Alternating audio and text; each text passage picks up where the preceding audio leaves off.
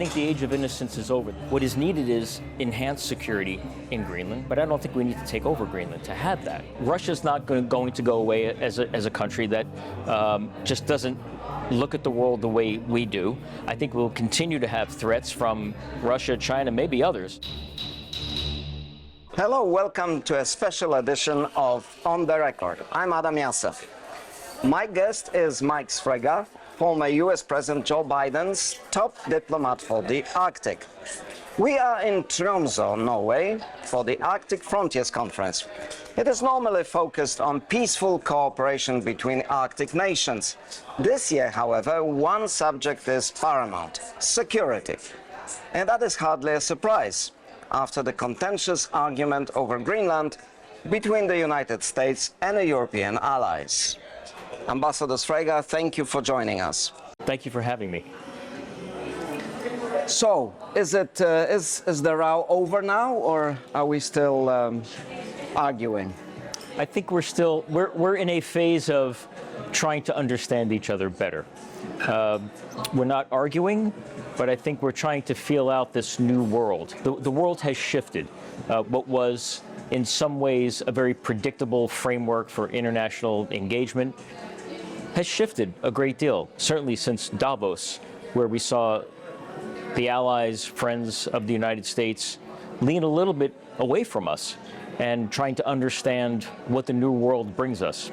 Are they leaning back, or do you think this divorce is proceeding? I think they're leaning back and waiting and talking amongst themselves. I think the European allies are trying to figure out what this looks like for Europe. We're seeing what I think is a shift towards back to spheres of influence. I don't think that's a healthy environment to be in.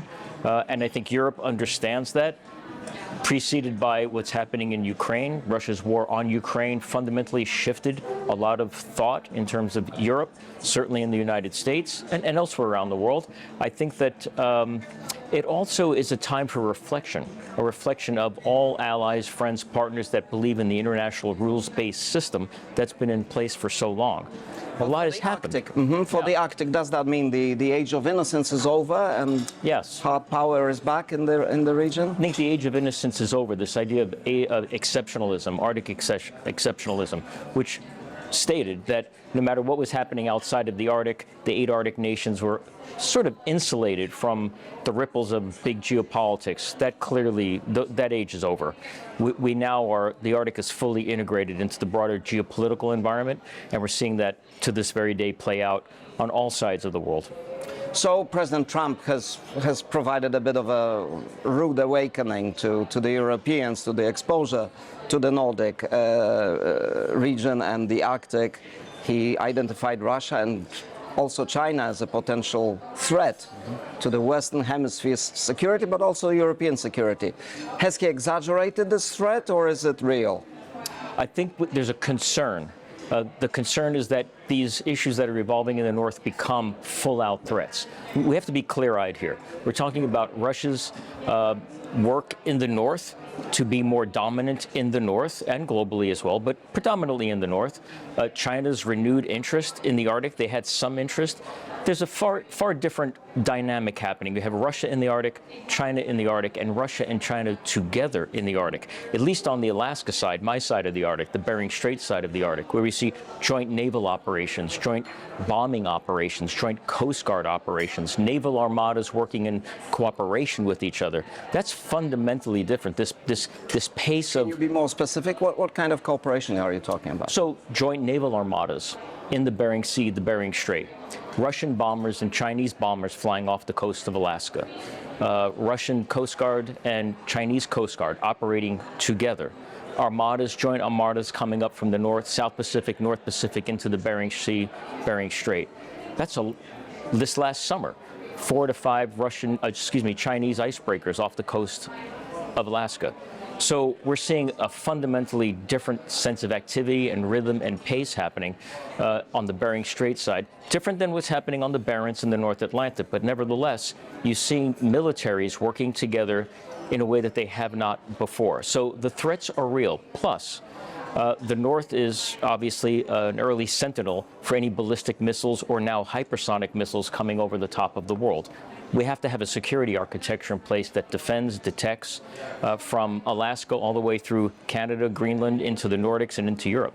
So how was it under the Biden administration? Were these risks already visible, or is this something that has sort of erupted now? No, these have been evolving. Everything I've just told you about has happened over the course of the last 5 to 7 years or so. But it's the pace and the complexity of this relationship with China and Russia in the Arctic, but also the narrative around the architecture of NATO in the Arctic as well. Yes, the sea ice is melting, lanes are opening. I don't want to be too dramatic about how accessible the Arctic Ocean will be. Nevertheless, nature abhors a vacuum. And of course, China would like to be a global maritime power. They're getting there. Russia has influence in the north, obviously. There's a lot happening in Murmansk with the Northern Fleet. There's a second strike capability. So the Arctic is now viewed very differently here, but it's been evolving over time. There's a real focus from the Trump administration on security, mostly hard security, energy security, even economic security, critical minerals, rare earths. This is not new. What's new is the pace of what's happening in the north and the pace of the narrative that's happening in the north because of the real activities are in the north. So the president is right. Greenland is fundamental to U.S. national security and homeland defense. It's fundamental to NATO, and it's fundamental to European security because of where it sits on the globe. You mentioned the question of ballistic missiles potentially flying from Russia towards the United States and the role of Greenland there. But Svalbard Islands, which are not far off Norway's north coast, is also important because that's where the satellite reckoning and monitoring is taking place. So some analysts are saying that actually the Svalbard Islands are much more vulnerable than even Greenland. What's your opinion about that? I think Svalbard is vulnerable, but Greenland holds a very specific place. There's capabilities, U.S. capabilities there that could be expanded. We had up to 15 to 17 bases there during the height of the Cold War, could be reestablished. It's a footprint in Greenland that we've had. With treaties and law in place that the United States can use right now to expand their capacity. They're very different than Svalbard. Svalbard is under totally different policies and regulations by the Norwegian government. Well, exactly, but that seems to be part of the problem, that Greenland has law in place, and maybe now there will be a new agreement, a new treaty between the US and Denmark and Greenland. But Svalbard is, in a sense, still subject to a treaty from 1920, which sort of gives Norway sovereignty over it, but prevents Norway from defending it. And Russians are only 200 kilometers away, and they have already drilled to potentially attack these islands. So what should be NATO's response to this? NATO's response should be exactly what you just said, understanding what the threat is, defending against that threat. You can project power, you can defend from Greenland. NATO has capacities here in the Nordic countries to detect and monitor. I think NATO should consider some kind of security ring around Svalbard to ensure that keeps it to low tension, but deterrence is significant, and letting everyone know that Svalbard's important, Greenland's important. The North is now becoming just too integral to the broader geopolitical sequences, the geopolitical architecture of the North. So I don't think you need to build bases on Svalbard. I think we need to monitor and be ready to detect any activity there that we might predict would happen. But some of the military analysts who are watching this situation around the North and the Arctic, they're saying that at the moment, NATO's response time, potential response time to any kind of incident in the Svalbards is basically limited. That Russia can do something pretty quickly, within hours, and NATO has no way of responding immediately. Well, it's the tyranny of distance, isn't it? I mean, that is the issue in the North, and that's why you need to have a presence in a lot of different places so that you could project that power and try to react as soon as you can. NATO can't have a base everywhere. The United States can't have a base everywhere. But we can radar detect, we can watch these militaries, we can watch the activities, but I don't know that we're going to have military bases on Svalbard anytime soon. So is NATO and Europe, are they too slow to adapt to this new reality? How would you see that? Do you see practical, concrete change, either in planning or in the structures of command or coordination? Are things happening, or we're not there yet? Well, things are happening, of course. I mean, look at the difference in NATO 5 years ago, 10 years ago, and NATO today. NATO's discussing the Arctic in a very different way. My own state of Alaska, the United States, a big pillar of NATO, much more investment in the state of Alaska for the United States homeland, but also part of NORAD, this binational relationship and command with Canada, linked to Greenland. Having NATO discuss having a presence in Greenland, having an Arctic strategy for the North, not just for now, but into the future. Look, this is the dawning of a new age here for the North. There's a lot of good things that can happen, but there's also, we need to be prepared for things that are unpredictable. And I understand that there's a conflict in that, but that's what you want to do. You want to game this out a little bit to understand better what's happening and what the motives are, and not overreact, but react in a way that's measured.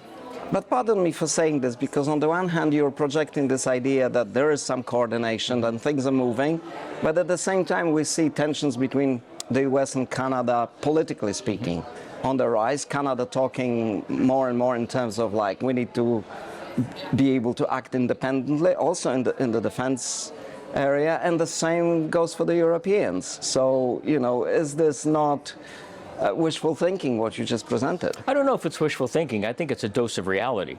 I think that having the Europeans now look at Europe and their own security is a good thing. But I also don't want to dismiss NATO. I'm into multilateral relationships. Bilaterals are good. But this is now a reality that we are living with.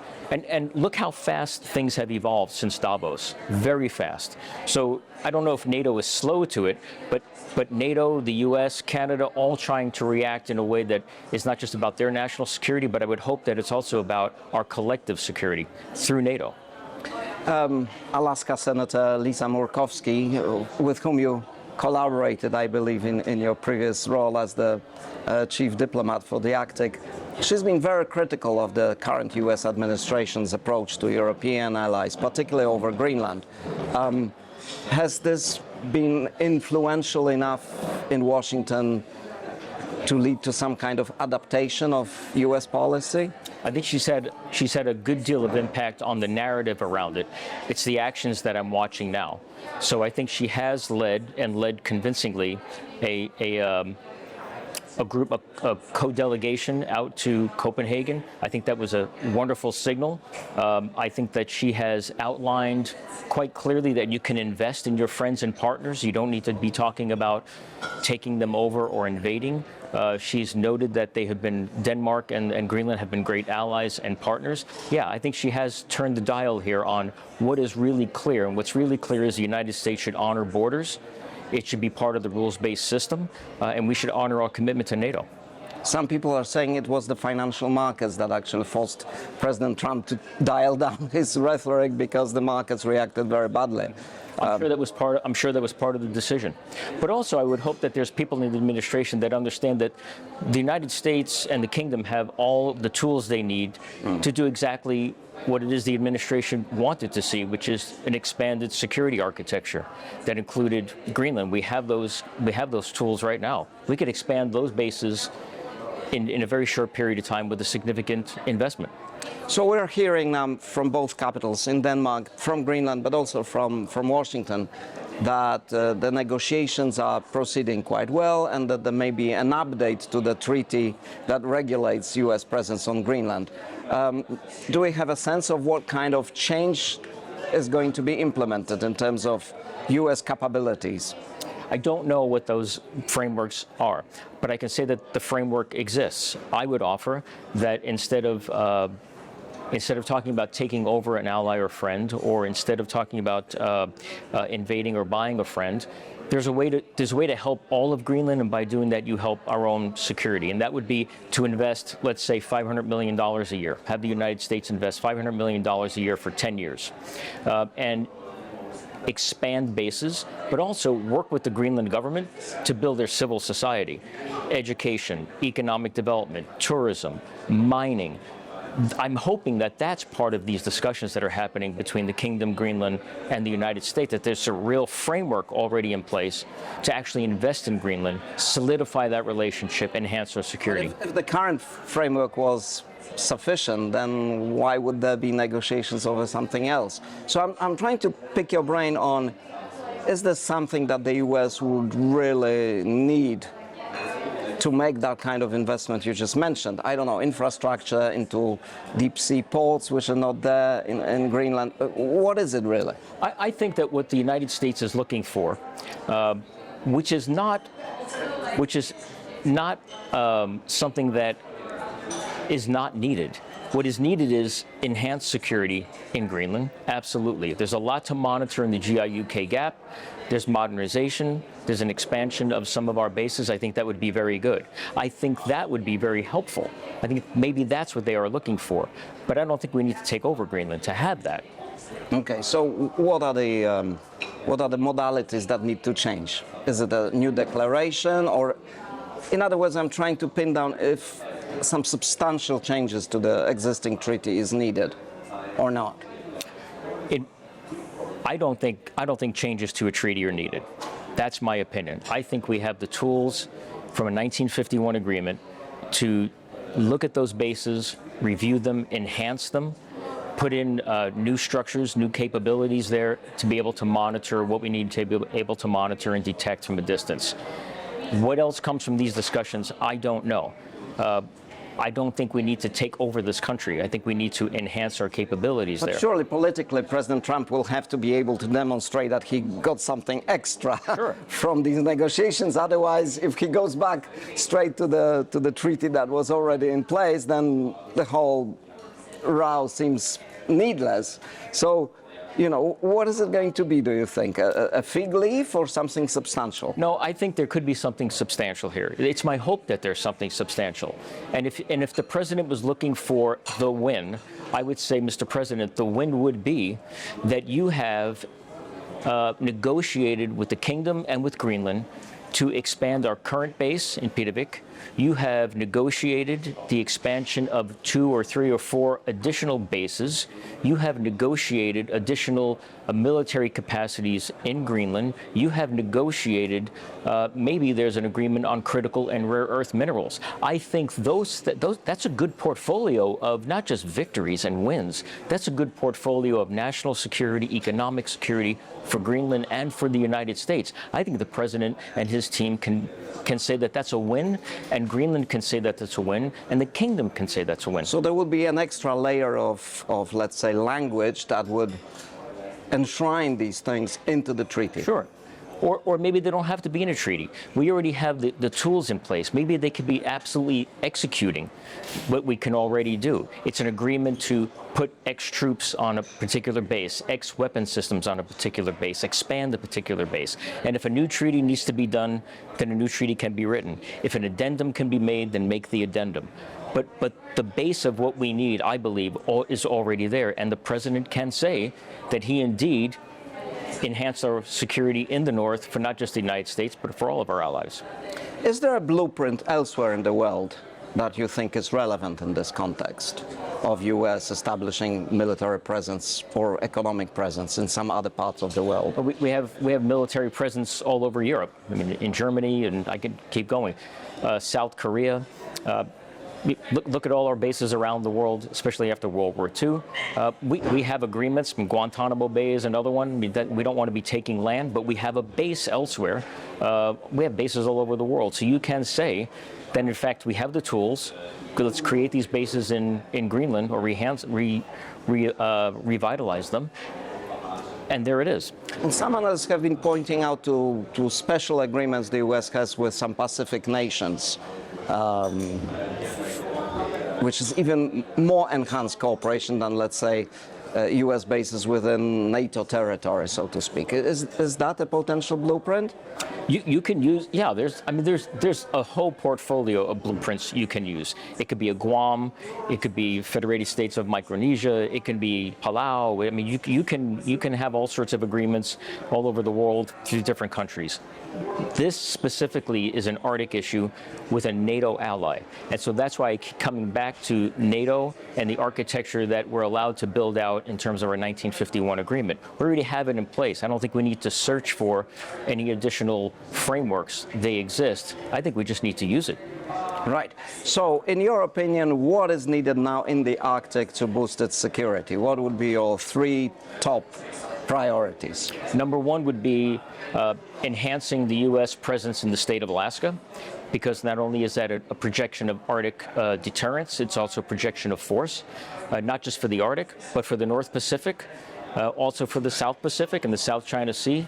I see that North Korea, Russia, China, if you look at where Alaska sits, having more assets in Alaska just makes sense. Having a base, revitalizing our base in the Aleutian Islands, ADAC, that was closed down after World War II, that would be a good architecture because it anchors, it bookends NATO.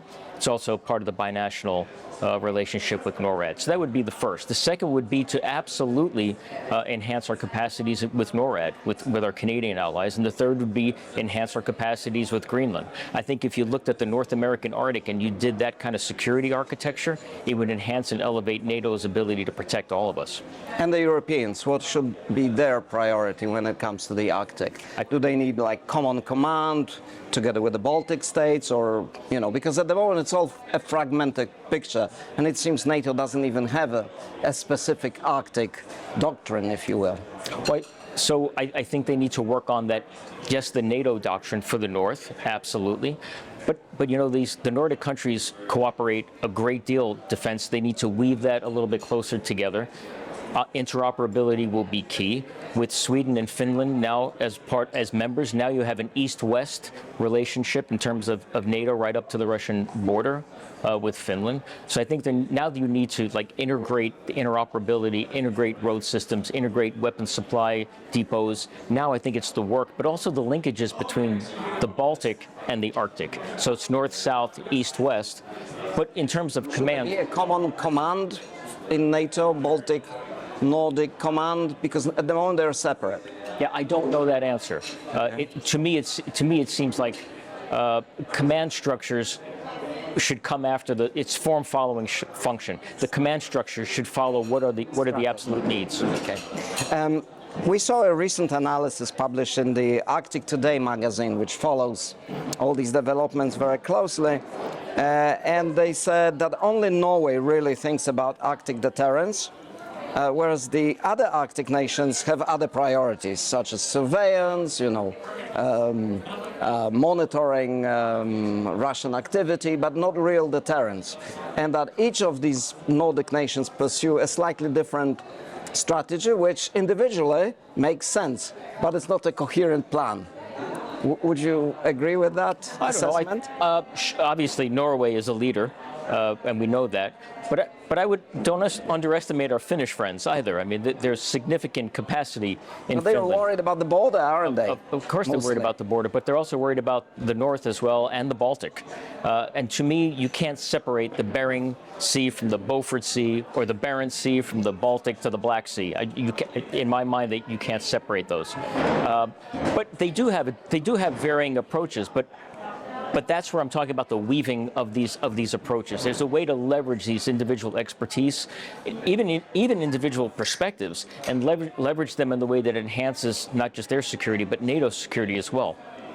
How do you assess the risk of an incident here in the north, sparking a bigger confrontation, military confrontation with Russia? So I'm concerned about miscommunication. I'm concerned about the wrong signals. I'm concerned about misreading intention. That would spark, I think that would spark something that we could draw back from, because no one wants to go to war here in the North. But I am concerned about some kind of missignal, a miscommunication, not understanding what the other country is doing. We could have a conflict over something that really doesn't have to be. So we should be a little more concerned. And as the activity in the North continues to pick up, the possibility that something bad could happen also increases. So at the end of the day, do you believe that NATO countries, including the US and the European allies, despite the row over Greenland, are on a path to really provide substantial protection for the North? I think in the end, yes. The threats, Russia's not going to go away as a country that just doesn't look at the world the way we do. I think we'll continue to have threats from Russia, China, maybe others, I don't know. But I think at the end of the day, NATO stands firm. I think at the end of the day, European commitment to NATO in terms of finances will continue to increase. And I think we will all see clear-eyed the need for a NATO that is strong and can project and also defend. So I do think at the end of the day, you'll have more security capacity in Greenland. I think you'll have more interoperability. I think you'll have more connectivity with North America, the North American Arctic, but also the European Arctic as well, including NATO. Ambassador Sfraga, thank you very much. Thank you. This was On the Record. Thank you for watching.